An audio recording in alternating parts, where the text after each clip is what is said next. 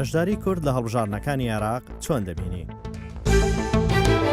خەڵک هەست بە ئارامی بکات، هەست بە ئازادی بکات، هەست بۆ بکات کە دەنگێکەدا لە کەش و هەوایەکی ئارامە، ئەگە بەو شێوازە بەشداری بکات بە هەڵبژاردنێکی خاوێن دوور لە هەموو کێشایەک، ئەوە ئەو کاتە ئەبێتە پرۆسێکی دیموکراتی چاکوایە کورد بەشدار بێت. بەڵام ئەگەر بە پێچەوانەوە بێت، ئێستاکە کۆمەڵێک حزابی سیاسی متەنەفس لە بەغا کە نەوێ پێگای کورد کەمەوەکەن لە ئەسەر ئاستی عێراق و دەستور پێشێلکەن و کورد ئەو وینەی کە هەیەی و حەزمی کە هەیەی و ئەو قورسایەتی کە هەیەی لیکەمەوەکەن. ئەگەر ئێمە هەمووی کورد ئەگەر بە تایبەتی لە ناوچە کوردستانیەکان دەروی هەرێمی کوردستان بە یەک لیست بچین ناو هەڵبژاردنەکانەوە، ئەوە ئەزانم سەنگی کورد باشترە بێت، دەتوانین زیاتر مافەکانی ملەتی کورد لە ئایندەی عێراقا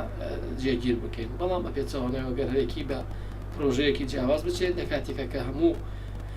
کوتلەوکیانە سیاسیەکانی عێراق بە سونە و شیعەوەیەکیان گرتووە، ئەگە بەو شێوازەیە بچین پەرتەوازەی بچین، ئەوە نازانم لە بەرژەوەندی ملەتی کووردا بێت بە تایبەتێکە بەردۆخەکەش ئاسایی نەکرابێتەوە لە زەرەری کووردا. بۆیە داوامان وایە لە هەموو سەرکردە سیاسی کوردستانیەکان و سەرکردای سیاسی کورد هەموو کێشەکانی ناوخۆمان بەجێبێرین لە ناو ماڵی خۆمان چارەسەری وەک حاڵەتێکی کورد زۆر پێم باشە کورد بەشداری ئەم هەڵبژاردنە بکە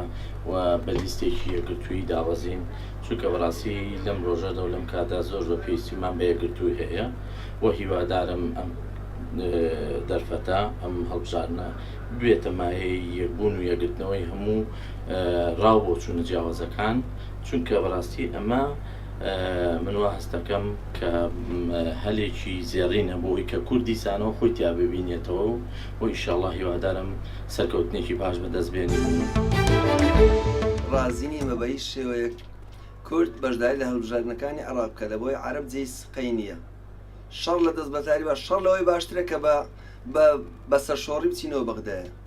لێرە بە هەر کۆچی بە هەر حارەکی بە برسیتی بە ناچی بژین باشترە لەوەی بچین چاوشۆری دەست عەرەبی بین، لە بۆی عەرەب جێی سقەی نییە بە هیچ ناوەکی. من ڕازی نیمە ینی حکوومەتی هەرێم یان کە کورد بەعام